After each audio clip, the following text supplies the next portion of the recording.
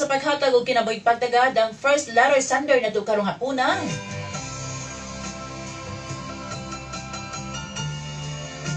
Nanukad kini sa may syudad sa Bais.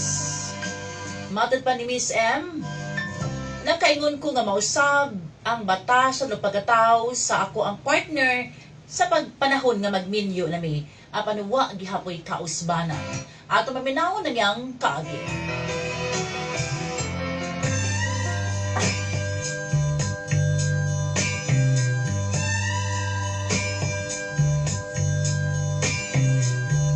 Every Daris ate dede.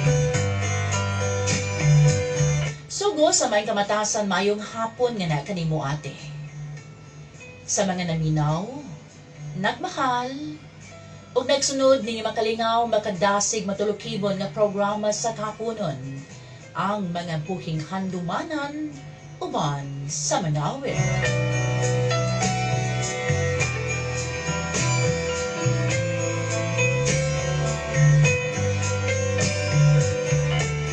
Nakakita ko sa pag-share sa kung suwaswiran sa mga programa ate. Actually, ate din, matag karubo niya, nagsunod ko sa imong tulumanon sa mga suwat kay imong pagabasahon. Sa akong obserbasyon, maayo kang mutambag. Hinungdan nga may padangat ako sa kung suwaswiran aron makapangayo og opinyon diha kanimo. Gahila ko samtang ka-text kanimo ate.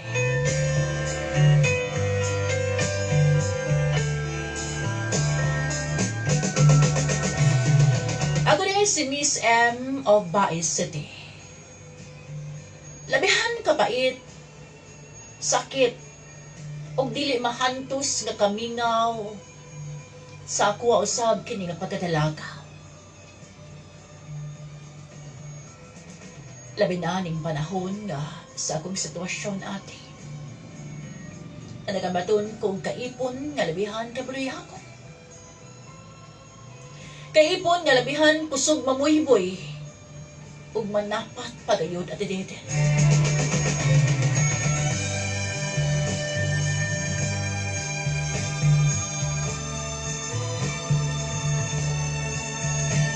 Aduna ako'y siyam kabulan nga na. O gingini ako sa sitwasyon.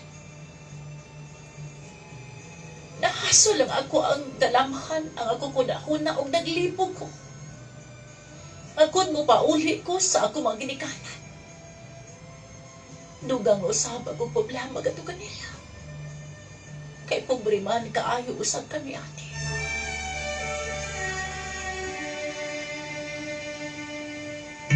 Nagatuo ko ang batasan sa usa ka tawo adunay kamaguhan. Nagatuo sa bako nga kung mauna imong gipakita nga batasan sa unang mga panahon ngadto sa mga partner wala usab kini kausmanan. Abad ako kaayon sayo pag akong pagtuo. Sa primero, Adeline, ipakita ang kaayong batasan sa akong kalivin.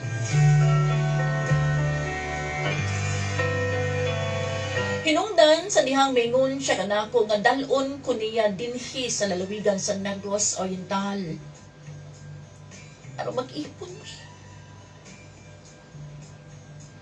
May kuyog dahil ko niya, te. Kasi pagtuon na ako nga magmalipayon o magmalinahon ang among pagpuyo. Ihatag sa kong ka-live-in ang kinabuhi nga tumang kamalipayon. Nabada sa'yo, may kuwate din. Kaysa tanto namong ipon sa kong ka-live-in, gipakita niya ang iyang pagkatapulan. Tawas pa niini pagkabisyoso. Kusog mo inom sa ilim nun nga mata ko. Kusog mo tabako. Sa lagan at din ug labaho sa tanan bayidor. Ya pagkatao.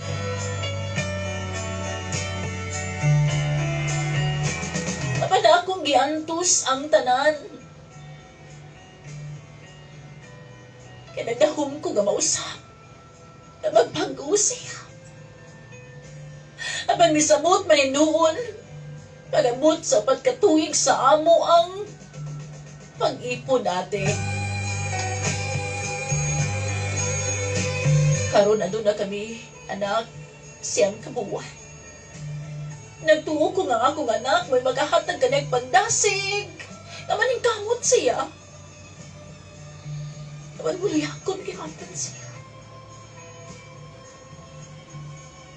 Luoy kay kuti, kaya ako baya ang nangitag trabaho.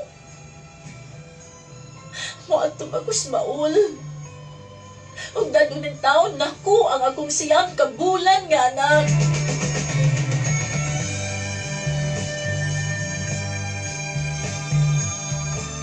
Kawa may magabantay sa bata. Ate makaingon ko sa akong kagalingon nga nung kay lamuho kini ka na ako. Nga nung nag-antos mo. Nga nung gawa ako'y swerte sa aguan. Kinabuhi karon. Lain yung mga pagmahay ang aguan. Kay ate-ate.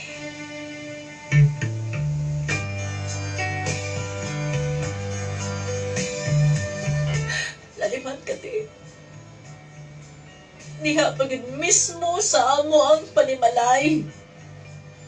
Nasagpad ako ang way patasan, way puangon nga live-in partner.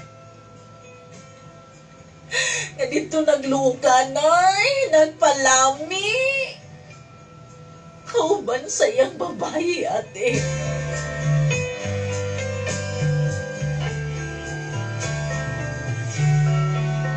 Ang iyang babae amo pag yung silingan.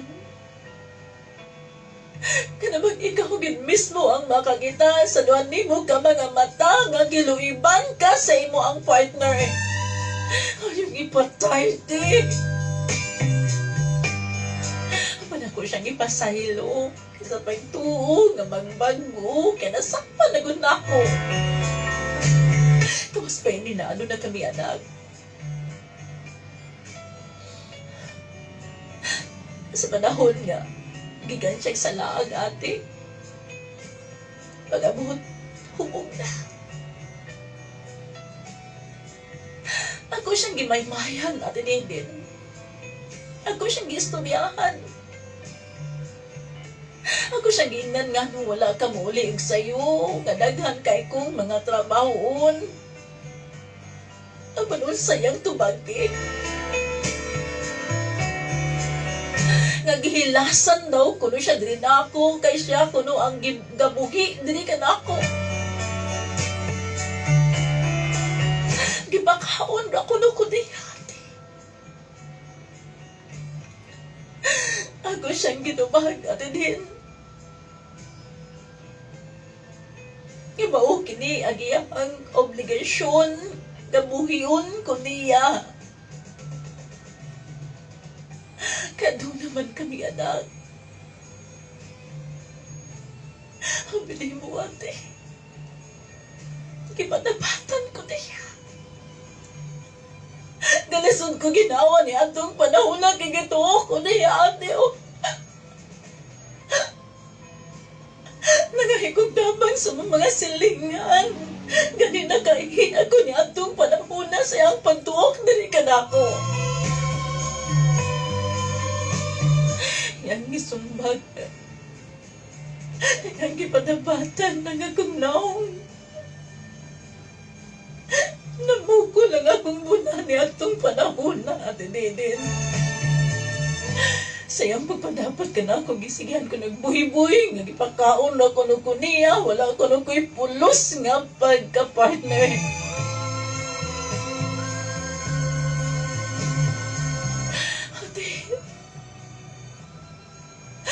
Sa nahugno ang tibo kalibutan, di ka na po niya itong mga panahon na.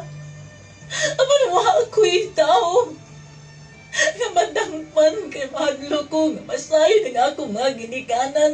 Giantos lang na ako ang tanan.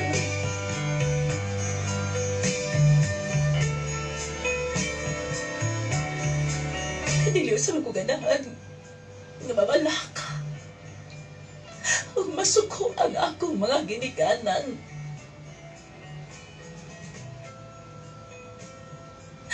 Ate, nganong nitabo kini kanako? Nganong ako pa ang nag-antos nining tanan?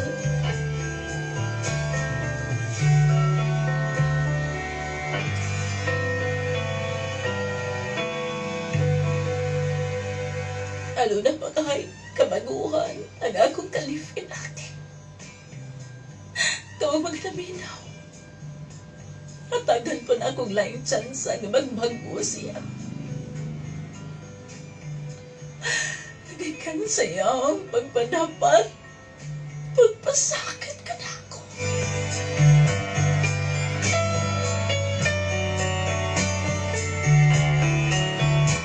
At dinidin mo okay na ko na kung pumlama sa pagkakaluan. Unyawa ko'y laing madampan. Gawas naman kanimo. Mapaabot ko sa mga bulawanon nga tambag ati o sa mga mutambag kami sa akong sitwasyon.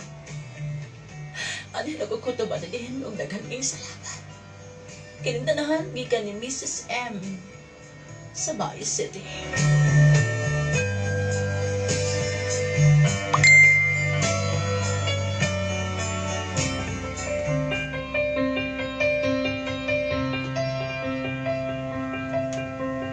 Salamat kanimo